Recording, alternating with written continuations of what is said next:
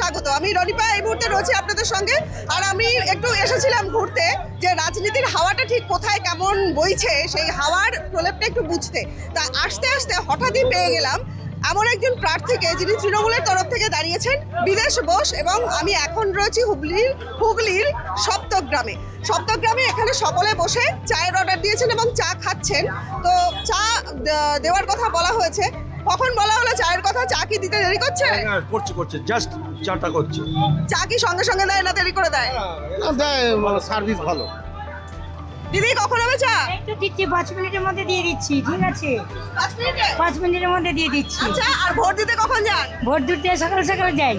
সকাল সকাল ভোট দিতে যান, 5 মিনিটের মধ্যে চা চলে আসে। তাহলে বুঝতে পারছেন এই জায়গায় আমরা চা চক্রে যখন বসি, সকলে মিলে একসঙ্গে যখন বসি, তখন বেশ গরমা গরম আলোচনা হয়। মানে সরগরম যেমন ভোটের হাওয়া, তেমন চায়ের কাপে গরমা গরম। এই যে এসে গেছে চা, প্রত্যেকের মধ্যে চা ডিস্ট্রিবিউট করা হচ্ছে। চা আগে দেওয়া হোক, তারপর আমরা চা চক্রের আলোচনায় যাব।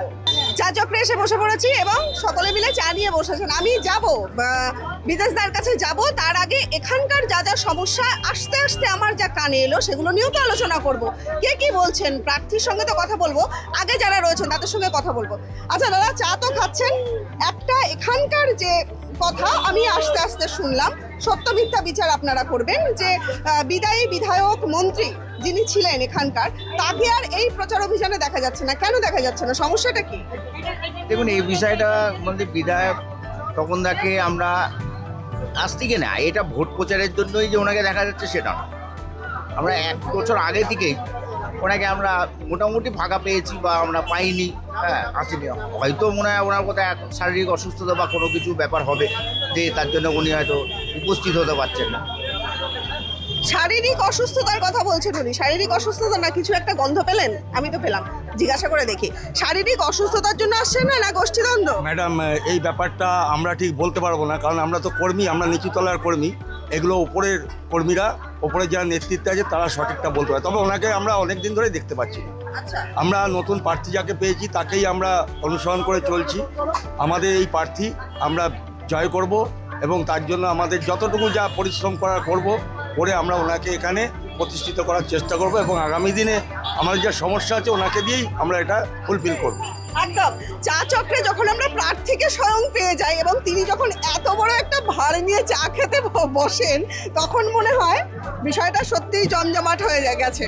বিদেশদা, সকাল থেকে আপনি প্রচার করছেন, মানে প্রত্যেক দিনই প্রচার করছেন। আজকে সকাল থেকে দেখতে পাচ্ছি আপনি প্রচারে রয়েছেন এবং এসে বিভিন্ন ছবি দেখা যাচ্ছে। কেমন সাড়া পাচ্ছেন প্রচারে?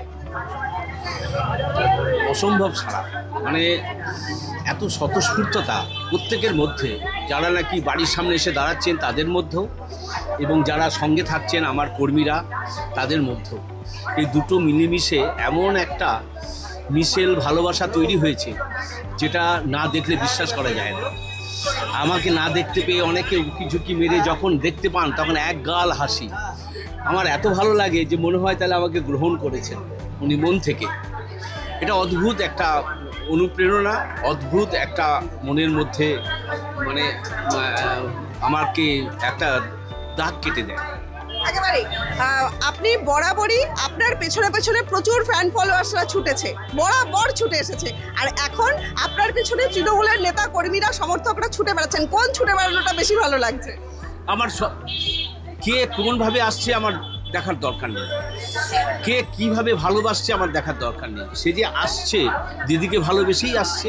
মেন তো ভালোবাসা তৈরি করেছেন দিদি অভিষেকবাবুই তো তৈরি করেছেন, এই গ্রাউন্ডটা তৈরি করেছেন দিদি। আমি এখন খেলতে আসিনি, আমি খেলা দেখতে এসেছি।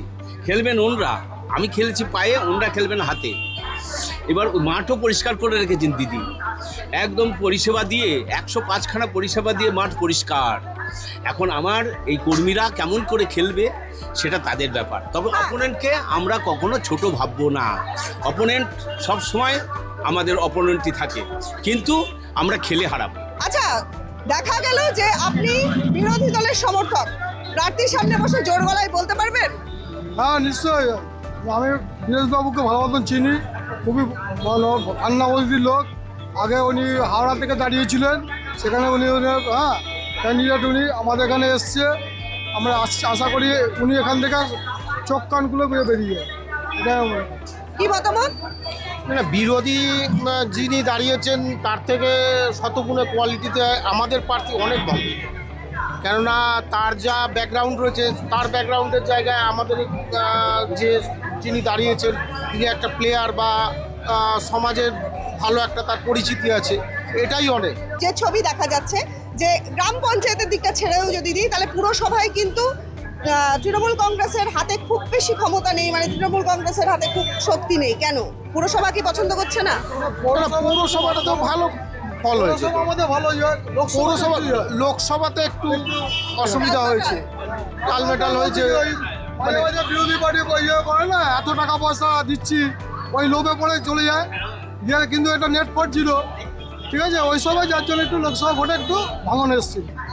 হ্যাঁ, পৌরসভা আমাদের এখানে ঠিক আছে। বাইরে তো প্রচুর মানুষ জমে গেছেন, বুঝতেই পারছেন, যেখানে প্রার্থী আসেন বসেন চা খান, এবং এটা আমাদের উপরই পাওনা যে চা চক্রে আমরা একেবারে বিদেশ বোসকে সরাসরি পেয়ে গেলাম, তার সঙ্গে আলোচনা করলাম, এবং বাইরেও যারা রয়েছেন তাদের সঙ্গে একটু কথা বলবো। আপনারা চা চকলেট এই চা খাচ্ছেন না, তবুও একটু জিজ্ঞাসা করতে চাই কেমন বুঝছেন ভোটের আওয়া?